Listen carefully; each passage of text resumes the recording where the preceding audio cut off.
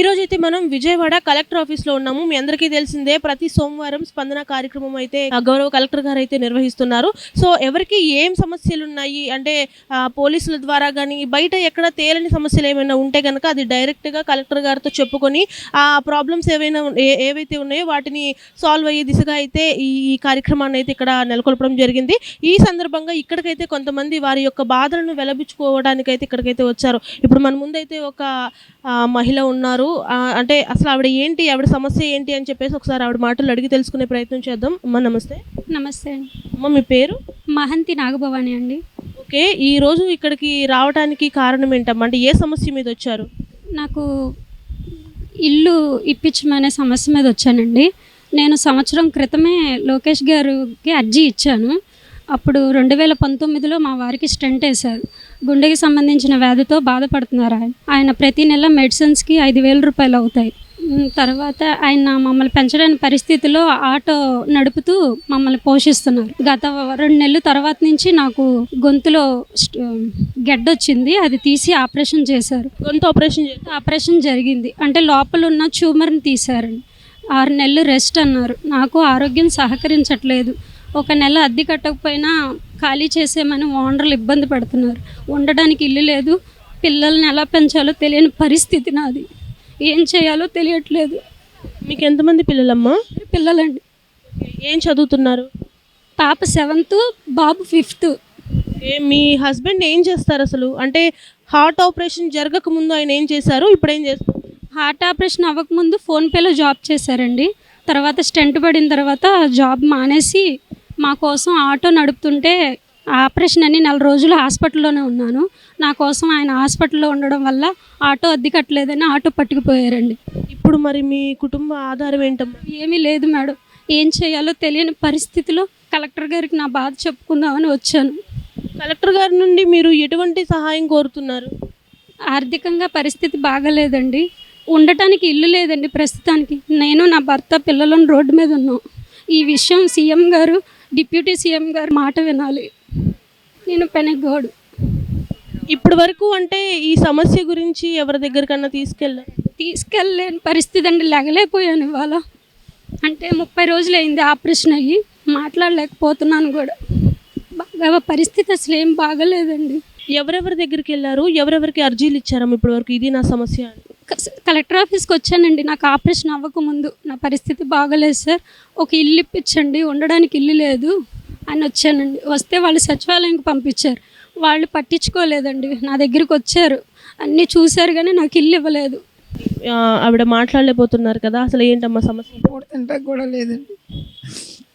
ఎవరు పోషిస్తారు? నేను ఏదో 200, 300 తెచ్చుకుంటే అందులో పెడుతున్నాను. ఎవరు పెట్టుకోవట్లేదు ఎక్కడైనా. ఇప్పుడు కలెక్టర్ గారి దగ్గరికి వచ్చారు ఈ సమస్యను చెప్పుకోవడానికి. ఈయన దగ్గరికి కాకుండా అంతకుముందు ఇంకెవరి దగ్గరికన్నా వెళ్ళారా? మాది ఈ సమస్య ఉంది, మాకు ఈ రకంగా సహాయం చేయండి. ఎక్కడికి వెళ్ళలేదు. మేము కూడా వెళ్ళలేదండి. ఏదో కూలి పని చేసి పెంచుతున్నాను వాళ్ళని. ఆ ఓపిక కూడా పోయింది నాకు. నా సమస్యని కలెక్టర్ గారు పరిష్కరిస్తారు అని అందుకు వచ్చానండి నేను. ప్రతి పేద కుటుంబానికి మేము ఉంటాము అని చెప్పే ఈ గవర్నమెంట్ కొంచెం నా పరిస్థితిని అర్థం చేసుకొని నా సమస్యను కొంచెం పరిష్కరిస్తారని నేను కలెక్టర్ గారి దగ్గరికి వచ్చానండి. ఇంటర్మీడియట్ పూర్తి చేశానండి. డిగ్రీ ఫస్ట్ ఇయర్ అయ్యింది. తర్వాత అమ్మ మ్యారేజ్ చేసేసారు. అంటే రైతు బజార్లో కూరగాయలు అమ్మేదాన్నండి. జాబ్స్ కూడా ఏమీ లేవు. ఇది అయిన తర్వాత అసలు నా ఆరోగ్యం అసలు బాగలేదండి. అంటే గడ్డ తీయడంతో 30 రోజులు అవుతుంది ఆపరేషన్ అయ్యి. పిల్లల్ని ఎలా పెంచాలో తెలియని పరిస్థితిలో ఉన్నాను. అది ఇల్లు లేదండి. ముందు రెంట్ కట్టడానికి కూడా పరిస్థితి అసలు బాగలేదు. అద్దె కట్టకపోతే ఇల్లు ఖాళీ చేసేయమంటున్నారండి. 2 చిన్నపిల్లలండి. మా ఇద్దరికి ఏదైనా అయితే ఆ 2 చిన్నపిల్లలు నీడ కోల్పోతారు, అనాథలు అవుతారని బాధతో నేను కలెక్టర్ గారికి నాకు ఇల్లు ఇప్పించాలనే ఉద్దేశంతో వచ్చానండి. దయించి నాకు ఉండడానికి గూడు ఇప్పించండి. అమ్మా నమస్తే. నమస్తే అమ్మా. మీ సమస్య ఏంటమ్మా? మా సమస్య ఇంటి గురించి అమ్మా. గవర్నమెంట్ ల్యాండ్ అది. గవర్నమెంట్ ల్యాండ్ అయితే మాది 2 సెంట్లు. 2 సెంట్లు అయితే ఇప్పుడు ఉన్న కలెక్టర్ గత 30 సంవత్సరాలు తిరుగుతున్నాం మేము. ఇప్పుడు జీవో ప్రకారంగా ఎన్టీఆర్ జిల్లా కలెక్టర్ గారు లక్ష్మీషా సార్ గారు ఇవ్వమని చెప్పారు. ఆర్డర్ ఇచ్చారు మొన్న పోయిన సోమవారం. ఇచ్చినా సరే కొలతలకు వచ్చారు. ఎస్ఎంఆర్ఓ గారు వచ్చారు. కొలతలకు వచ్చి కొలతలు వేసుకొని అండాస్మెంట్ తప్పుడు అండాస్మెంట్ 33 గజాలు ఉన్నారని చెప్పి తప్పుడు అండాస్మెంట్ ఇచ్చారు తల్లి. సైన్ చేయమన్నారు వచ్చి నన్ను. ఇప్పుడు మళ్ళీ జిల్లా కలెక్టర్ గారిని మళ్ళీ న్యాయం చేయవలసిన కోరుతామని మళ్ళీ కలవడానికి వచ్చాను తల్లి. సీఎం గారు న్యాయం చేయాలి మాకు. ఓకే. అమ్మ అసలు భూమి ఎంతకి సంతకం 34 గజాలు సంతకం పెట్టమంటున్నారమ్మా. భూమి 2 సెంట్లమ్మా, 96 గజాలు. ఎందుకు పెట్టమంటున్నారు? వాళ్ళు ఇల్లీగల్ ల్యాండ్గా పడమూరు దిక్కు వెనకాల డోర్ నెంబర్ వాళ్ళకి 9-40-144 డోర్ నెంబర్కి అమ్మేశారు వీళ్ళు. అసలు కలెక్టర్ గారు మీకు చెప్పింది ఎంత భూమికి, వీళ్ళు చేస్తుంది ఎంత భూమికి, అంతే సంతకం పెట్టమంటుంది ఎంత భూమికి? 2 సెంట్లు ఇచ్చేయమన్నారండి. రిపోర్ట్ ఇమ్మని చెప్పారు, కలెక్టర్ గారు న్యాయం చేయమని చెప్తే ఎంఆర్ఓ గారు ఇప్పుడు ఇవ్వండి 34 గజాలకు మీరు సంతకం పెట్టండి అని చెప్పి సర్వేకి అని చెప్పి వచ్చారు. 34 గజాలు మీరు సంతకం పెట్టండి అంటున్నారు.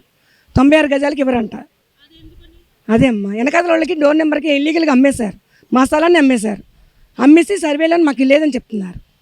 ఇది మళ్ళీ ఒకసారి కలెక్టర్ గారి దృష్టికి తీసుకెళ్ళి సీఎం గారికి కలెక్టర్ గారికి వచ్చాము. అంటే అసలు ఆల్రెడీ కలెక్టర్ గారు ఇది 96 గజాలు మీకు ఇమ్మని చెప్పి అన్నప్పుడు మళ్ళీ మధ్యలో ఈ రకమైన పోకళ్ళు ఎందుకు వస్తున్నాయని మీరు అనుకుంటున్నారు? అంటే మా స్థలం వెనకాల వాళ్ళకి అమ్మేశారమ్మా, పడమర దిక్కు అమ్మేశారు. గవర్నమెంట్ అమ్మేసింది.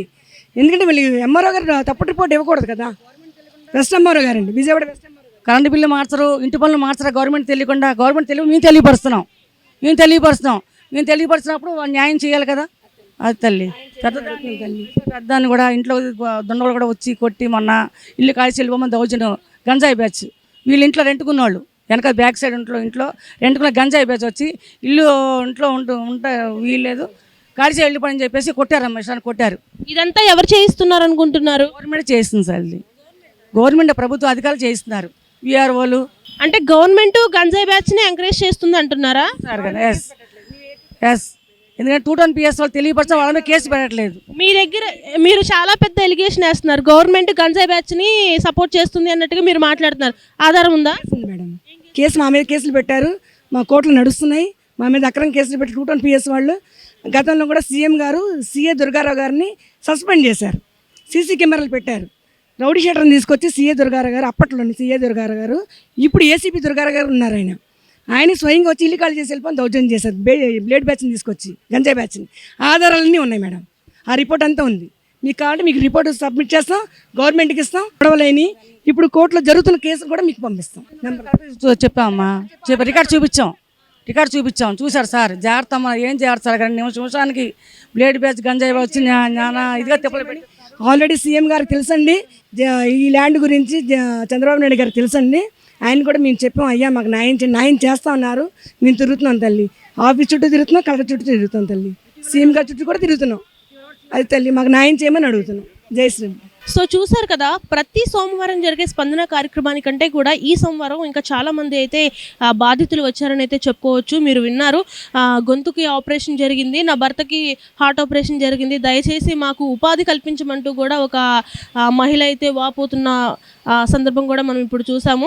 ఒకవేళ వాళ్ళు కనుక రేపు ఏదన్నా జరిగి మేము కనుక చనిపోతే మా పిల్లలిద్దరు అనాథలు అయిపోతారు, అందుకోసమే కనీసం వారికి ఉండడానికి ఇల్లైనా ఉంటుంది అన్న ఉద్దేశంతో మేము ఇక్కడికి రావడం జరిగింది అంటూ కూడా మహిళ ఆవేదన వ్యక్తం చేయడం జరిగింది. అలాగే పొలానికి సంబంధించి చాలామంది అయితే వస్తున్నారు. భూ విషయాలు అంటే భూమికి సంబంధించిన గొడవలకి సంబంధించి ఇక్కడికి చాలామంది అయితే వస్తున్న దాఖలాలు కూడా కనిపిస్తున్నాయి.